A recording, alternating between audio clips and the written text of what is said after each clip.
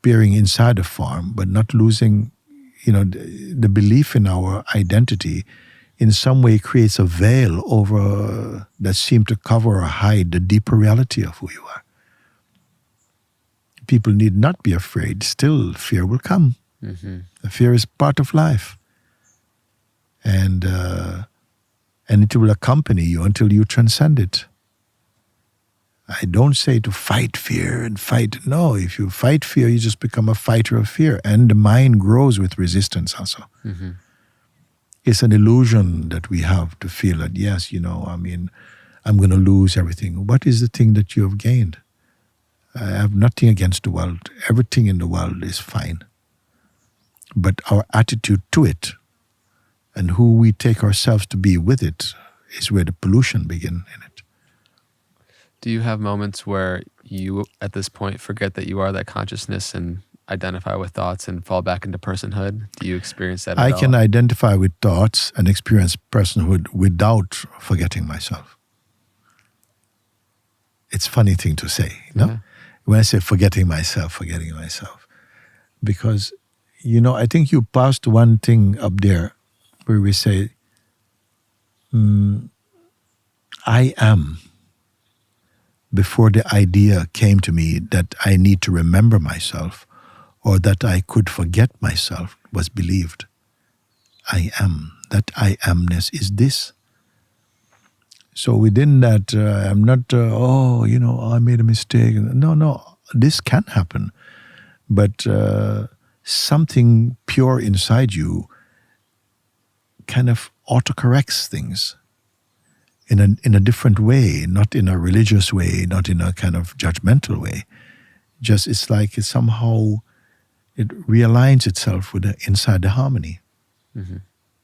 So this is why it's so difficult to write about, because in each way it has this unique way.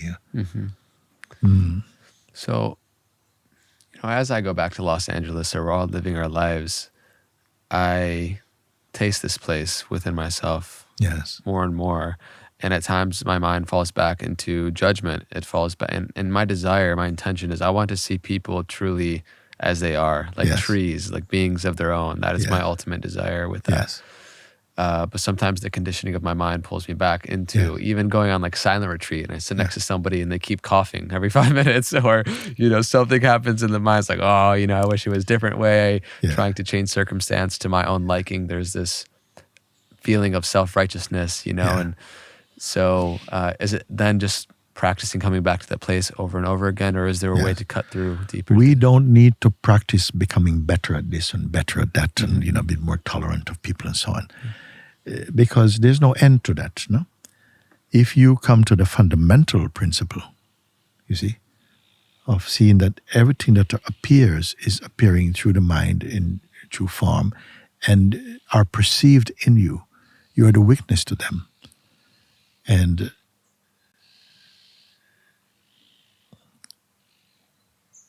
first, that's a very important stage, one of the most primary stages in self-discovery, is to function as a detached witness to things. Learn that. And that's not judging things, it's just recognizing that the witness is not the thing witnessed. And experience this, check in with that. That is. And that also, a very important point, is that the mind and its world and the one who suffers it or is attached to it are both like two sides of one coin. They're phenomenal, which means that the person you have identified yourself to be is also something phenomenally watchable from that deeper place of this detached witnessing. If that becomes clear for you, a lot of things start to autocorrect. A lot of you don't enrich all your energy in things which are just superficial and very subjectively perceived. You become more anchored in the root consciousness. These are simple things, but so profound. You see? And when I say I use the word autocorrect, because what happens is that as you, it's like things are brought to your attention more and more. And then you can offer them up to say, I wish to offer this. I see this is not in support of the truth I am. You can just offer. Yeah. It can be gentle. It need not be brutal. It can be pleasurable also. It's not, oh, I'm giving up all my sweeties and why does God have to take? I said, this is not true. This is a false kind of religious views. It's not like this. It's the universal consciousness is in you. It loves you. It loves being you. But it also has a journey to make, and it transforms that journey the more the heart opens up and become aware of it and works and to take you back to your original nature.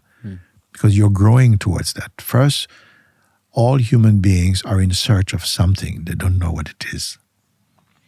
I say you're in search of this. But until you're clear about it, it appears to be the good job and great relationship and the money and the fame and da. So we have to work through some of these things. But at some point, you see, nothing is wrong with the money, nothing wrong with the family. These can all be there. They are not the problem. It's what you take them to be in you that becomes a problem. You see? So all these things, God made them. But now you must be wise in our relationship with them. Because all of them are only of significance to you. All these things, they come and go. Something in this universe and it's in you that does not come and go. The real challenge in the life is to find that. Stop fighting the world. Find that one. And it is here and it is you. Yeah, there's something within me, I feel within us all, that seeks for that like a pleasant experience, a pleasurable experience of life, and look through it and try to find it through the senses and the external world and the relationships. Yeah. I love how you shared the person and the person who judges, for example, are two sides on the same coin. Yes. And I would love for you to share a little bit more of how when there's not such a strong sense of self, then consciousness doesn't... When you say self, you mean personal self or impersonal? Personal self, the lowercase self. Then consciousness doesn't waste its energy as much recording things on a personal basis. That is true. Totally. We waste a lot. We hemorrhage a lot of energy on very ephemeral experiencing. Keeping score. Yes, because that's important. That's how the nature of personhood works like that. As to compare, as to be better, as to like this. But it became normalized and it can seem right, but it's not loving. It's not kind. It's not generous. It's not wise. It's fearful. And that's why it's always on the move. Because no state is deeply satisfying to him, you see. It's the next thing. But as soon as you come to stand on the ground of your being, you see, all those obsessions, those absurdities, that cruelty, that self-cruelty begin to dissolve by itself. You don't have to go and bury them in the bush behind the tree. They just dissolve because they were not real. This is what happens here, because sometimes people come and say, oh, my mind is so strong, Babaji, and I never slept last night, and it's torturous and so on. No?